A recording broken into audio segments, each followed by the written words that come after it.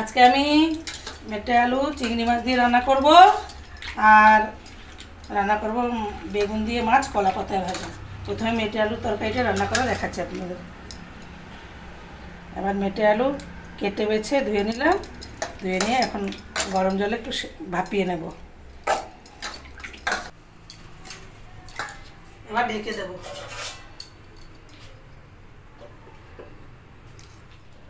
কড়াইতে দিয়ে দেবো সর্ষের তেল, পরিমাণ মতো সর্ষের তেল দিয়ে দিলাম।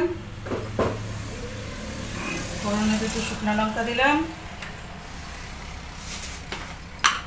আর দেবো জিরে তেজপাতা। এবার দিয়ে দেবো জিরে তেজপাতা, আদা বাটা, জিরে বাটা, লঙ্কা বাটা জল দিয়ে মিশিয়ে নিলাম।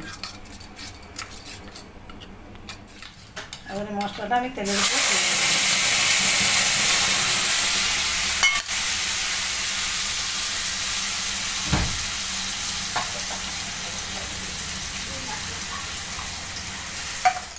এটাকে আমি আরেক পাশে চিংড়ি মাছটা ভেজে নিচ্ছি।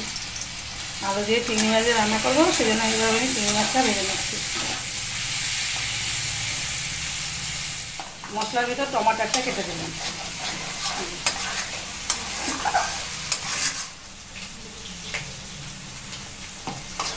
মশলাটা নেড়ে নেব।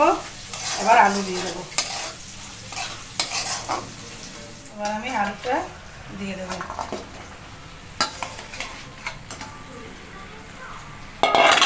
আলুটা মশলার সাথে কষিয়ে নেব।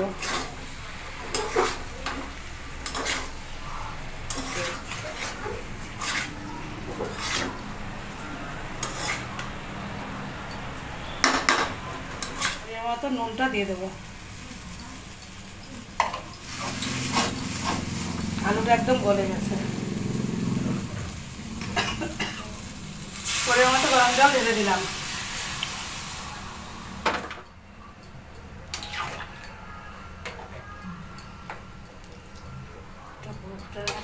চিংড়ি মাছটা দিয়ে দেবো। ভেজে রাখা চিংড়ি মাছটা দিয়ে একটু ফুটিয়ে নামিয়ে নেব। আলুটা এত ভালো, একদম গলে গেছে, পুরো ঝোল ঘন হয়ে গেছে। এখন ধনে পাতা, কুচিয়ে রাখা ধনে পাতা দিয়ে তরকারিটা নামিয়ে নেব।